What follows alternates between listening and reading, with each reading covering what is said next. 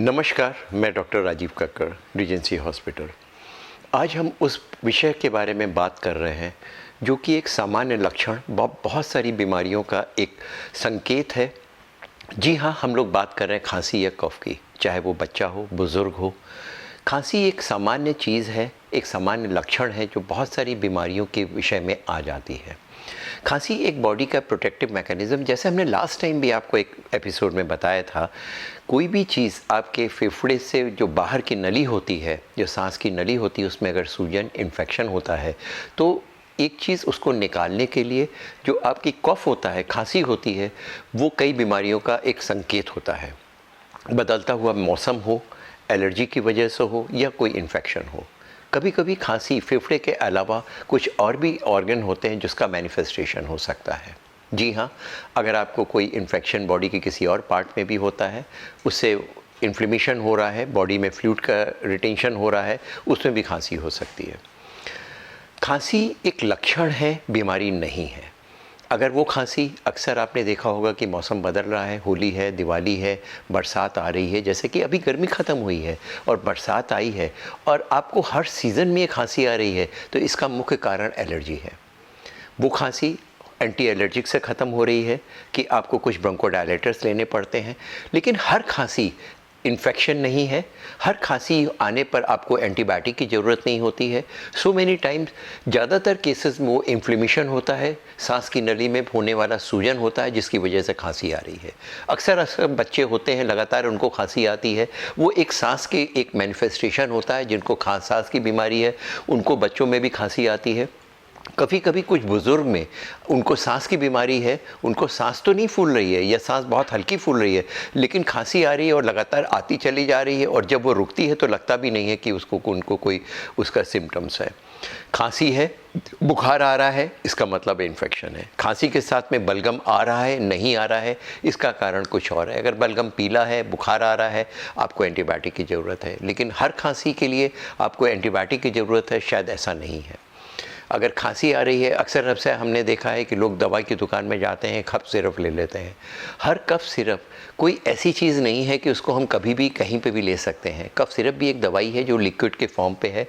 Cough syrup कई तरह के होते हैं। एक्सपेक्टोरेंट जो कि बलगम निकालते हैं, सिडेटिव जो केवल खांसी को दबा देते हैं, एंटी एलर्जिक जो कि एलर्जिक कफ में आपको देते हैं। तो आपको किस कफ सिरप की ज़रूरत है, कितनी मात्रा में ज़रूरत है, वो आप एक डॉक्टर से परामर्श लेकर के ही आपको इसको इस्तेमाल करना चाहिए। अक्सर हमने ऐसा देखा है, लोग बाग कफ सिरप लेते हैं, बॉटल को लेकर मुंह में लगाते हैं और कुछ घूंट कफ सिरप ले लेते हैं। उनसे कहते हैं कि ये कफ सिरप है भाई, दवा है। कहते हैं ये तो कफ सिरप है, इसमें क्या फ़र्क पड़ता है, कोई दवा थोड़ी है।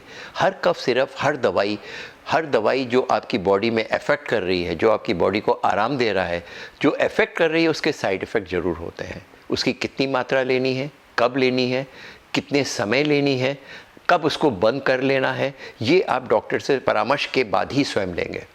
तो खांसी का मुख्य कारण एलर्जी हो सकती है, खांसी का मुख्य कारण इन्फेक्शन हो सकता है।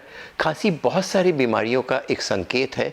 अगर आपको खांसी के साथ में ब्लड आ रहा है तो आपको एक एक्सरे कराने की ज़रूरत है, कुछ जांचें कराने की ज़रूरत है, खून की जांच कराने की ज़रूरत है, जिससे मालूम पड़े कोई लंग के अंदर इन्फेक्शन तो नहीं है। ब्लड अगर आ रहा है तो आपको ट्यूबरकुलोसिस भी हो सकती है। स्मोकर है, सांस फूलती है, तो जैसे नक्सीर फूटती है, एपिस्टेक्सिस होती है, उसका केवल एक कारण कि फेफड़े से कहीं से कोई भाग, कमज़ोर भाग से ब्लड आ सकता है। कोई बीमारी ना होते हुए भी ब्लड आ सकता है। लेकिन कभी भी आपको खून आ रहा है खांसी के साथ में तो फ़ौरन डॉक्टर से संपर्क करें, जो जाँचें बताएं उसका देखें। उसका कारण ट्यूबरकुलोसिस हो सकता है, ब्रोंकाइटिस हो सकता है, ब्रोंकाइटिस हो सकता है, और कभी कभी उसका कारण कैंसर भी हो सकता है।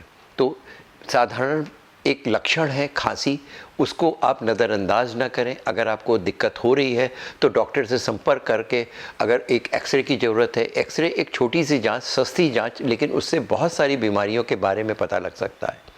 बलगम की जांच कराने से हमें मालूम पड़ सकता है कि उसमें इन्फेक्शन है कि नहीं है, ट्यूबरकुलोसिस है कि नहीं। कल्चर एंड सेंसिटिविटी से मालूम पड़ सकता है। अगर निमोनिया है तो कौन सी एंटीबायोटिक उसके लिए साक्षर है, कौन सी एंटीबायोटिक उसके लिए असर करेगी। उसमें और भी चीज़ें जैसे फंगल इन्फेक्शन को देखा जा सकता है, उसकी ग्राम स्टेनिंग हो सकती है। साइटोलॉजी फॉर मैलिग्नेंट सेल्स हो सकती हैं अगर बलगम नहीं निकल सकता है और खांसी आ रही है, उसमें एक्सरे से नहीं मालूम पड़ता तो सीटी स्कैन, अगर उससे भी नहीं मालूम पड़ सकता तो एक ब्रोंकोस्कोपी, एक दूरबीन के द्वारा एक वो जांच जो कि ब्रोंकोस्कोप फेफड़े के अंदर जा करके जहाँ पे खराबी है उसको डायरेक्ट विजुलाइज करता है, उसको देखता है और जो बलगम होता है उसको निकाल करके जो सेक्रीशंस होते हैं उसकी एक कंप्लीट एनालिसिस हो जाती है। आजकल एक टेस्ट होता है जिसको बायोफायर कहते हैं, उसमें सारे वायरल इन्फेक्शन, सारे बैक्टीरियल इन्फेक्शंस जो हो सकते हैं उन सब के बारे में मालूम पड़ सकता है। जी हाँ, एक साधारण लक्षण खांसी, लेकिन उसकी आप नज़रअंदाज ना करें। बदलते मौसम में, आजकल के मौसम में एलर्जी, इन्फेक्शन या कोई ख़राब बीमारी हो सकती है, तो इसका ध्यान रखिए, स्वस्थ रहिए। Keep on watching your friendly doctors.